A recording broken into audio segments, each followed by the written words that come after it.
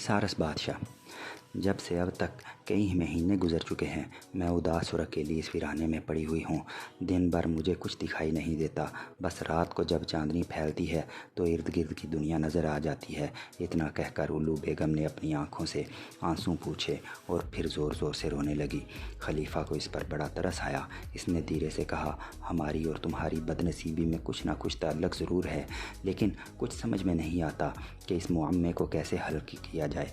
الو بیگم نے جواب دیا، جی ہاں، مجھے یاد ہے کہ میرے بچپن میں ایک بوڑھی جادوگرنی عورت نے پیشین گوئی کی تھی کہ ایک سارس کبھی نہ کبھی مجھے بد نصیبی کے حال سے نکالے گا۔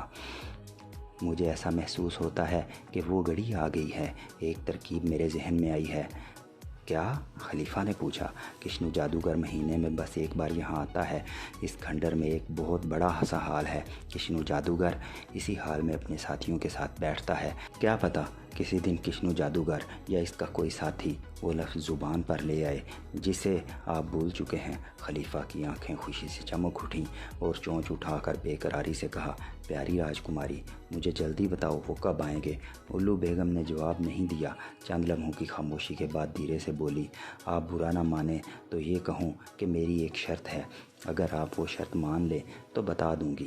کہو کہو، مجھے منظور ہے، خلیفہ نے جلدی سے کہا۔ میں اپنی حالت سے اسی صورت میں نکل سکتی ہوں جب آپ دونوں میں سے مجھ سے کوئی شادی کرنے کے لیے تیار ہو جائے۔ یہ سن کر خلیفہ اور وزیر دونوں سوچ میں پڑ گئے۔ پھر خلیفہ نے وزیر کو باہر چلنے کا اشارہ کیا۔ دونوں اس کمرے سے باہر نکل گئے اور خلیفہ نے کہا، عاشر، مجھے یہ احساس ہے کہ میں تم سے ایک نامناسب درخواست کرنے جا رہا ہوں، مگر تم الو بیگم سے شادی کر لو گے؟ وزیر نے ذرا اونچی آواز میں کہا، میری بیوی وہ میری آنکھیں نوچ لے گی، پھر میں ایک بوڑھا آدمی ہوں، آپ نوجوان ہیں اور یہی بہتر ہوگا، حسین راجکماری سے آپ شادی کر لیں۔ وہ تو ٹھیک ہے، خلیفہ بولا، مگر اس کا کیا ثبوت ہے کہ الو بیگم واقعی حسین اور نوجوان راجکماری ہے؟ مان لو ایسا نہ ہوا تو میں اندھیرے میں چھلانگ کیسے لگا دوں؟ کچھ دیر تک وہ اسی طرح بحث کرتے رہے۔ دونوں ایک دوسرے کو قائل کرنا چاہتے تھے۔ جب وزیر پر خلیفہ کی بات کا کچھ اثر نہ ہوا تو آخر کار خود خلیفہ نے الو بیگم کی شرط قبول کر لی۔ الو بیگم کی خوشی کا ٹھکانہ نہ رہا۔ اس نے کہا، کشنو جادوگر آج ہی رات وہاں آئے گا۔ پھر وہ انہیں ایک بڑے سے ہال میں لے گئی۔ اس نے دونوں کو تاکید کی کہ ذرا سی بھی آواز نہ آنے پائے۔ ایک جگہ چھپ کر انہوں نے ہال کی طرف نظریں جما دیں۔ جب اندھیرا کچھ گہرا ہوا تو کشنو اور اس کے ساتھی ہال میں داخل ہوئے اور ایک میز کے گرد بیٹھ گئے۔ انہی میں وہ سوداگر بھی تھا جس سے خلیفہ نے کالا سفوف لیا تھا، جو آدمی سوداگر کے پہلو میں بیٹھا ہوا تھا۔ اس نے سوداگر سے خلیفہ اور عاشر کا قصہ سنانے کی درخواست کی۔ سوداگر نے قصہ چھیڑ دیا۔ وہ لفظ کیا تھا جسے 3 مرتبہ دہرانے پر وہ دوبارہ انسان بن سکتے ہیں؟ ایک نے پوچھا۔ معتبر، سوداگر نے جواب دیا۔ یہ سننا تھا۔ خلیفہ اور وزیر خوشی سے اچھل پڑے اور وہ تیز تیز چلتے کھنڈر سے باہر نکل گئے۔ بیچاری الو بیگم کی رفتار بہت سست تھی، لیکن کسی طرح لشٹم پشٹم وہ بھی ان کے پیچھے باہر نکلی۔ خلیفہ نے الو بیگم سے کہا، تم نے ہمیں مصیبت سے نکالنے کی راہ دکھائی ہے، تمہارے اس احسان کا بدلہ اب میں تم سے شادی کرنے کے لیے تیار ہوں۔ پھر خلیفہ اور وزیر مشرق کی طرف رخ کر کر کھڑے ہو گئے۔ 3 مرتبہ انہوں نے اپنی گردنیں جھکائیں اور پھر ایک ساتھ چلائے۔ معتبر، اور ایک پل میں وہ سارس سے دوبارہ انسان بن گئے۔ خلیفہ اور عاشر نے ایک دوسرے کو خوشی سے گلے لگایا۔ دونوں ہنس رہے تھے اور ان کی آنکھوں سے آنسو بھی رواں تھے۔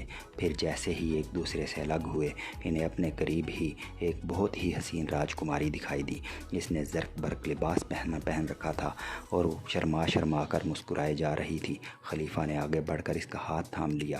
خلیفہ حیرت سے آنکھیں پھاڑے اسے دیکھے جا رہا تھا۔ راجکماری نے ہنس کر کہا، آپ شاید الو بیگم کو بھول گئے۔ پھر خلیفہ اور راجکماری ایک ساتھ ہنس پڑے۔ خلیفہ نے کہا، میں کتنا خوش قسمت ہوں، نہ سارس بنتا، نہ اس طرح تم سے ملاقات ہوتی۔ کچھ دیر بعد وہ تینوں بغداد کی طرف چل پڑے۔ خلیفہ نے اپنی جیب میں اس کالے سفوف والے ڈبے کے ساتھ اشرفیوں کی ایک تھیلی بھی مل گئی۔ قریب کے گاؤں سے انہوں نے اپنی ضرورت کی تمام چیزیں خریدیں اور جلد ہی بغداد پہنچ گئے۔ وہاں لوگوں نے اچانک خلیفہ اور وزیر کو دیکھا تو خوشی سے دیوانے ہو گئے۔ وہ تو سمجھے تھے کہ خلیفہ اور وزیر مر کھپ چکے ہیں۔ اپنے پیارے حکمران کو انہوں نے سر آنکھوں پر بٹھایا۔ پھر لوگوں کا ہجوم محل میں جا گھسا۔ کشنو جادوگر اور اس کے بیٹے کو پکڑ کر خلیفہ کے سامنے لے آئے۔ کشنو جادوگر کو اسی کھنڈر میں لے جا کر پھانسی دے دی گئی۔ اس کے بیٹے مرزا کو خلیفہ نے حکم دیا یا تو وہ موت قبول کرے یا پھر وہی سفوف سونگھ کر سارس بن جائے۔ مرزا نے مرنے کی بجائے سارس بننا قبول کیا۔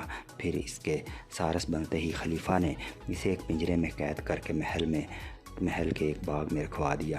راجکماری سے شادی کرنے کے بعد خلیفہ نے برسوں تک چین سے حکومت کی۔ کبھی کبھی وہ اس تجربے کو یاد کرتے اور خوب ہنستے۔ ان کے بچے جب یہ قصہ سنتے تو حیران بھی ہوتے اور انہیں ہنسی بھی آتی۔ سلیم کی یہ کہانی سب نے پسند کی۔ ان میں سے ایک نے کہا، وقت بہتے پانی کی طرح گزرتا جا رہا ہے، چلو اب سفر شروع کریں۔ خیمے لپیٹے گئے اور سفر پھر سے شروع ہو گیا۔ رات بھر وہ ٹھنڈی ہوا میں چلتے رہے۔ چلتے چلتے پھر صبح ہوئی، سورج نکلا، دھیرے دھیرے دھوپ پھیلنے لگی۔ جب وہ چلتے چلتے تھک گئے تو ایک جگہ قیام کی ٹھانی۔ سوداگروں نے اجنبی سوار کو محبت سے اپنا بنائے رکھا۔ ایک نے اسے تکیہ دیا، دوسرے نے بستر اور چند غلام اس کی خدمت پر مامور کر دیے گئے۔ پھر جب وہ کھا پی کر فارغ ہوئے اور ساتھ بیٹھے تو سب سے کم عمر سوداگر نے بوڑھے سوداگر سے کہا، سلیم کی کہانی نے وقت اچھا گزار دیا، آج تم کوئی کہانی سناؤ احمد۔ احمد نے چند لمحوں کی خاموشی کے بعد ایک طویل سانس لی اور یوں گویا ہوا، دوستو، میں اپنی ہی زندگی کا ایک واقعہ سناؤں گا۔ میں نے یہ واقعہ آج تک کسی کو نہیں سنایا، مگر تم سب پر مجھے بھروسہ ہے، اس لیے سنو۔ یہ قصہ ہے بھوتوں کے جہاز کا۔